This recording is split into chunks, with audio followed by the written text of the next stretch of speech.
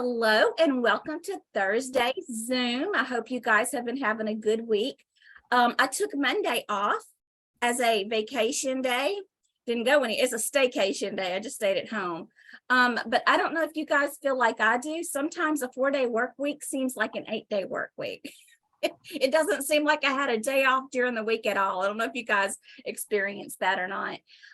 But I hope that you guys are enjoying sim charting. Remember, get in and play and really get to know your sim chart, because that's our externship. And we're going to be able to use that on our resume as EHR experience. So today we're going to be talking about the basics of health insurance. It's not going to be long, and I'm going to do a series of these for one reason only. It's going to prepare you for your NCCT.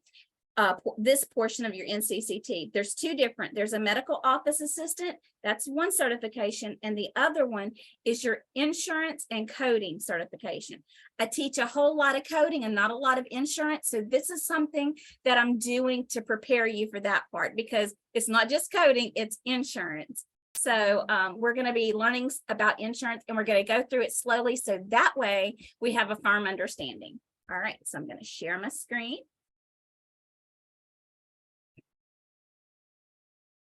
Okay, can you guys see the basics of health insurance? Yes. Okay.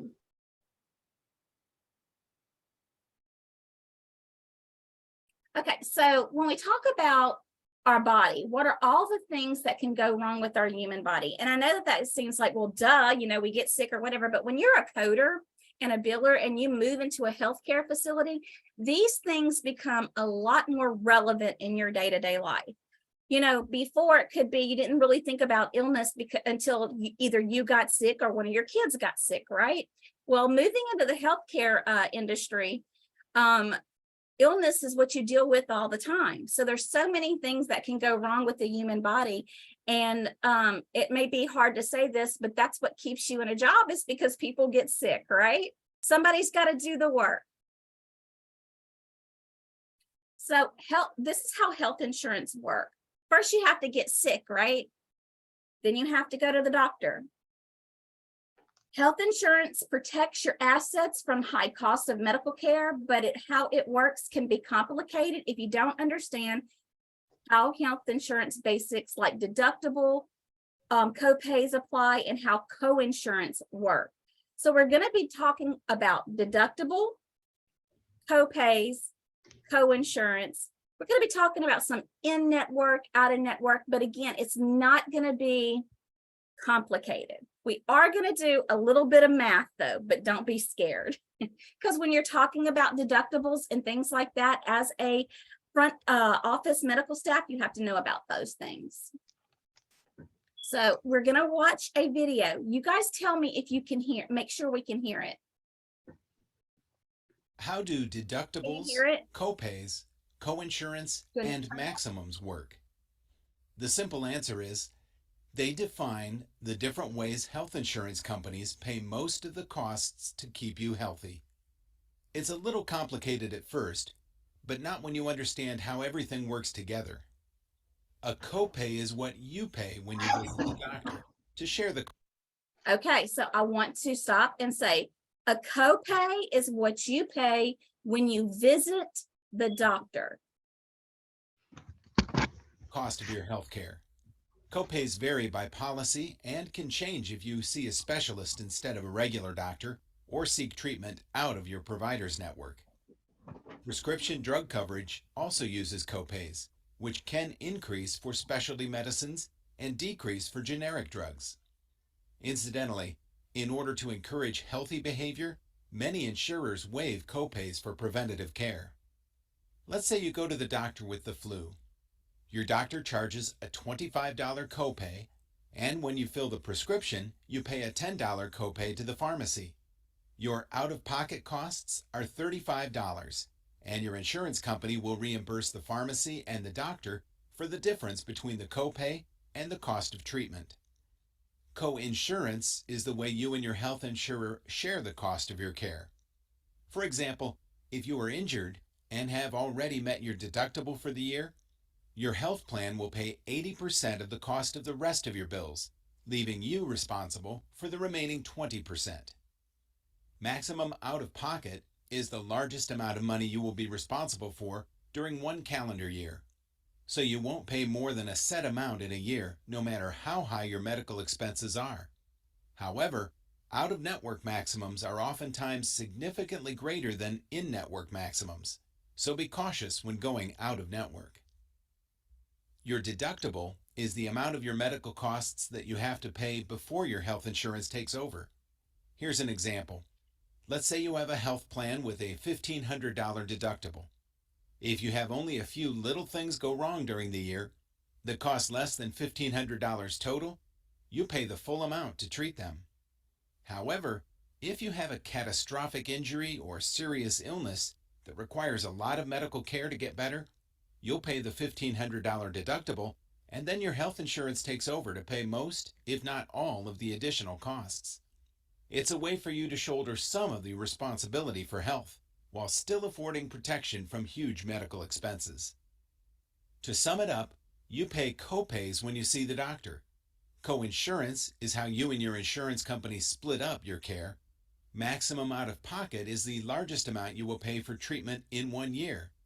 And deductibles are the portion you must pay before your insurance pays its share.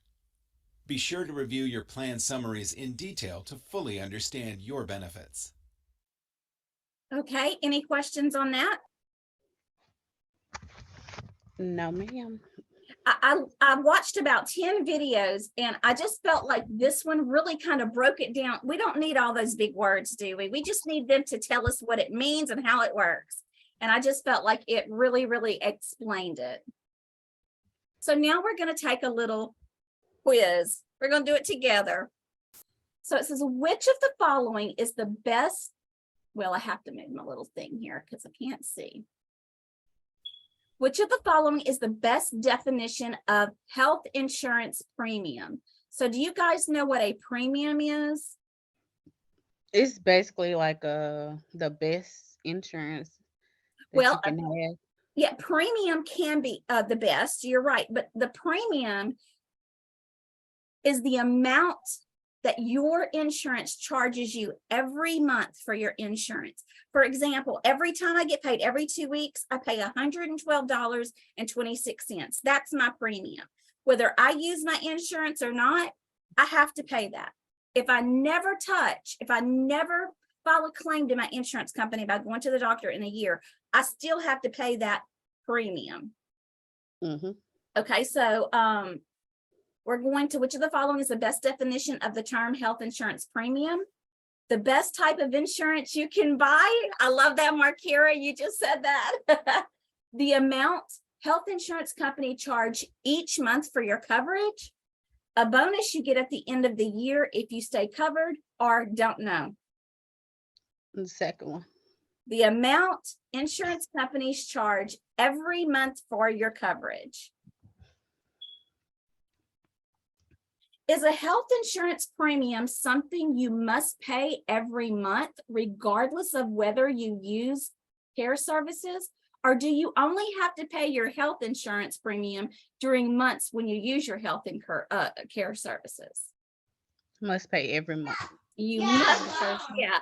Boy, do I wish I could get some of that money back. No, you have to pay it every month. Like your car insurance, you got to pay for it whether you use it or not, right? Is there just in case? Which of the following is the best definition of the term annual health insurance deductible? The amount that is deducted from your paycheck each year to pay for your policy, the amount of health expenses you can subtract from income on your yearly tax return, the amount of covered health care expenses you must pay yourself each year before your insurance will begin to pay. The last one? It is the last one. My deductible is $2,500. I have to meet that in healthcare expenses before my insurance will pick anything up, before they'll pay that 80%. Okay, now we're gonna math.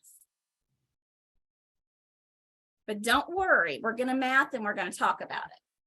Suppose that under your health insurance policy, hospital expenses are subject to $1,000 deductible and your copay is $250 a day. So sorry, give me just a second. I have a cat. You get sick and are hospitalized for 4 days. And the bill after your insurance discounts are applied comes to $6,000. How much of that hospital bill will you pay yourself? So let's talk about it. We know automatically that $1,000 is paid for, that we have to pay $1,000. Why? That's your deductible. Because that's our deductible. And then it's 4 days, and it's $250 for 4 days. Y'all, I'm That's writing it down, like, $2. which is $2,000. That comes to $3,000, doesn't it? No, ma'am. Yeah, so the $250 per day for 4 days, it should be $1,000. You're right. And then add the $1,000 deductible, so it's gonna be $2,000. Very nice, Markira. So what would we pay? $2,000. $2,000. Thank you. I don't know why I think that 2,500 times 4 is 2,000. It's all right though. The correct answer is $2,000. You pay the first 1,000 of the discounted or allowed charges because of the deductible, plus 4 copays of $250 per day, or another 1,000 that comes to 1,000 plus 1,000 for a total of $2,000. Okay, let me ask you something. Why do we have to pay $250 a day? Why wouldn't the insurance pay for that? Because that's your set copay for that particular visit. That is right. That is your set copay. You have to pay your copay. I'm so glad I got somebody that can math better than me. Which of the following best describes the annual out-of-pocket limits under a health insurance policy? The most you will have to pay in deductibles, copays, and co-insurance for covered care received in network for the year. The most your insurance policy will pay for covered services in a year. The most you will have to pay for premiums in a year. Annual Is it the first one? It is the first one. It's the most you will have to pay in deductibles, copays, and co-insurance for a covered care received in the network for 1 year. My out-of-pocket limit is $10,000. Just thinking about it, right? Right. So if I spent $10,000 on medical expenses in a year, and then I got sick, and that's what I spent the first half of the year. The next half of the year, I got sick again. I don't have to pay anything else because I have spent everything that I'm required to spend before the insurance picks up 100%.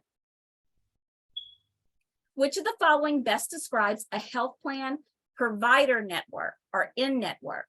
The hospitals and doctors that contract with your health plan and provide services for an agreed upon rate or fee schedule.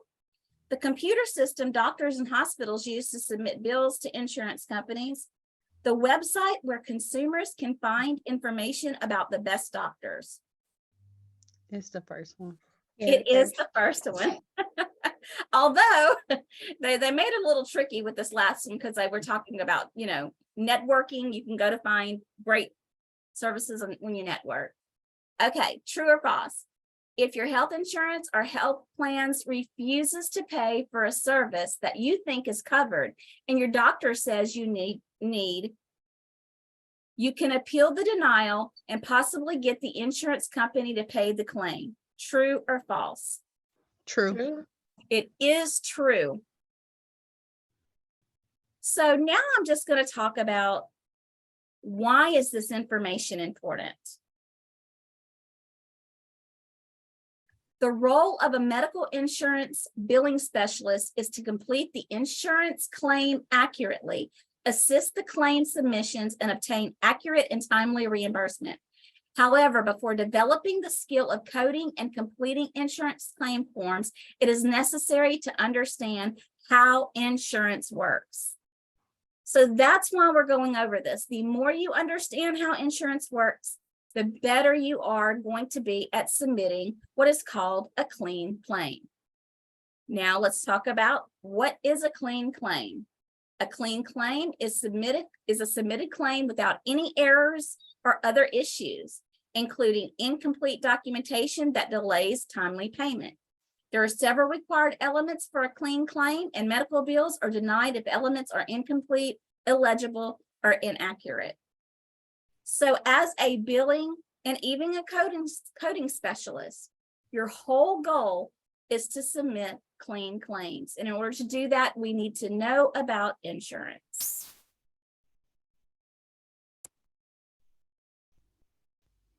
So did I blow your mind at all? Well, unless you count the fact that I can't math today, or I couldn't math yesterday, and I probably won't be able to tomorrow. Oh, goodness gracious. And Markira, I have worked that out on a piece of paper and had the answer right. Why? I decided I couldn't do it live and up close and personal. I don't know.